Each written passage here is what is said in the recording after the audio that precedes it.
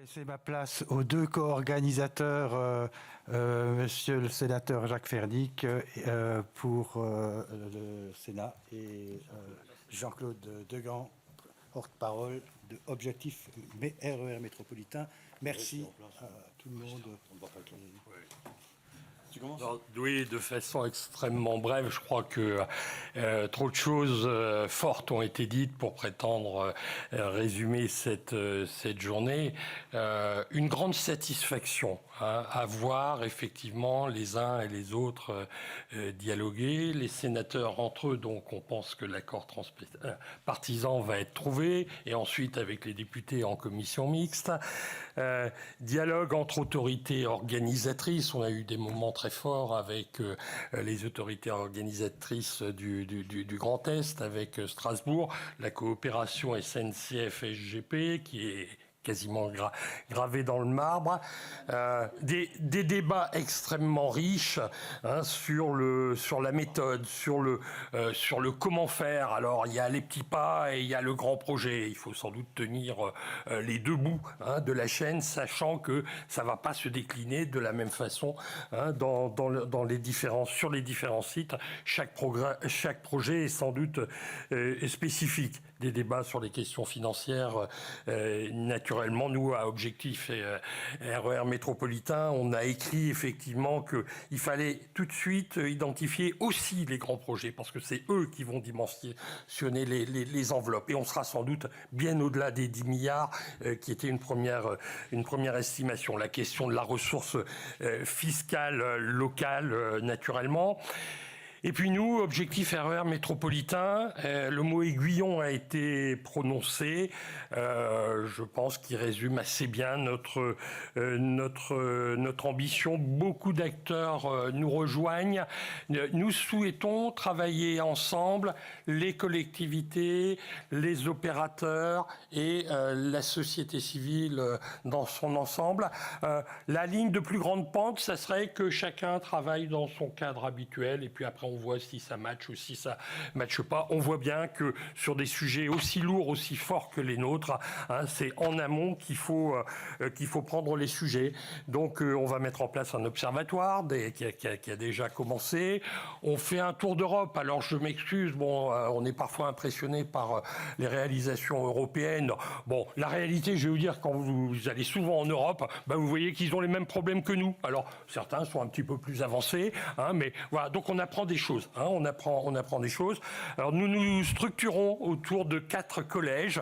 Un collège collectivité, un collège opérateur, un collège citoyen, une gouvernance. Tout ça se met en place. Nous tiendrons notre assemblée au premier trimestre prochain.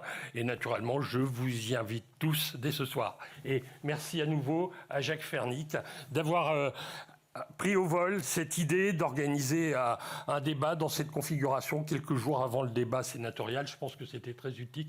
Merci Jacques. Merci Jean-Claude et merci à chacun d'avoir participé, d'avoir contribué à cet après-midi, je crois qu'il était riche en réflexion, en pistes d'amélioration, en identification de problématiques. Alors, on a entendu, je crois, 2 ou 3 fois cet après-midi qu'on n'avait pas envie de se retrouver dans cette salle d'ici 5 ans pour faire le constat de ce qui serait plutôt un échec. Parce que des annonces tonitruantes, rappelez-vous, Grenelle de l'environnement, on devait être à 20% de part modale du ferroviaire pour 2020. On est en 23, ok. Et aujourd'hui, si on y réfléchit bien, en dehors de nos concitoyens de l'Île-de-France, pour tous les autres, c'est à peine 2% de leurs kilomètres parcourus chaque année qui se font en TER. Donc on a une marge de progression formidable et on l'a bien identifié, je crois qu'aujourd'hui, c'est que nos grands bassins de mobilité sortiront de la mobilité subie du tout voiture, quand l'offre TER, les transports publics, les transports associés seront attractifs parce qu'il y aura de la continuité, du cadencement et parce qu'on aura bien connecté l'ensemble des mobilités durables, des mobilités de rabattement, celle du dernier kilomètre. On parlait du vélo il y a un instant, covoiturage, autopartage. C'est ce développement qu'il faut réussir. Moi, ce que j'ai envie de retenir plus particulièrement, c'est que cette réussite a besoin pour se faire que ces projets trouvent leur élan grâce au débat public, grâce à l'adhésion citoyenne. Il ne faut pas que ces enjeux restent, ça a été dit, je crois, par David, l'affaire des spécialistes convaincus. Hein. Sinon, on ne trouvera pas la motivation démocratique nécessaire.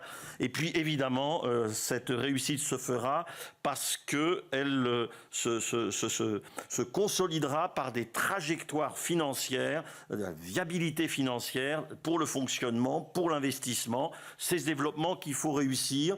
Donc, avant l'étape sénatoriale du texte, j'espère que notre colloque aura été utile. Vous aurez les actes du colloque, je crois qu'on a vos coordonnées, même postales, pour vous les envoyer. Sinon, vous n'hésitez pas à nous contacter rapidement pour les avoir. Merci à chacune et chacun, et particulièrement à celles et ceux qui ont préparé ce colloque, mes collaboratrices et collaborateurs que je n'oublie pas. Paola Benaïm, principalement, à qui j'en profite pour souhaiter un excellent anniversaire. C'est aujourd'hui. Et Léa Kaufmann et Hector Vogler, que je ne vois plus, il est de quel côté, il est là-bas, venu de Strasbourg en renfort aujourd'hui, et aussi évidemment au service du Sénat que vous ne voyez pas, mais ils sont cachés derrière ces vitres ici, là sur le côté, et qui nous assurent les meilleures conditions et tous les éléments pour préparer les actes. Et pour terminer sur d'excellentes conditions de convivialité, je vous invite donc à un cocktail. Alors c'est simple, en descendant le Grand Perron, vous voyez, vous passez entre les deux statues Sully et Delabrosse, hein, c'était l'architecte du Palais du Luxembourg il y a longtemps. Sully, c'était le financeur, il y avait aussi les questions du financement à l'époque. Vous passez en dessous, en dessous le passage, sous le bâtiment, donc c'est pas entre les deux statues, c'est à gauche des deux statues, et vous traversez la cour de jonction pour arriver au restaurant du Sénat où vous montez à l'étage, et c'est là que nous nous retrouverons pour nous désaltérer, grignoter et poursuivre nos échanges. Merci à vous tous.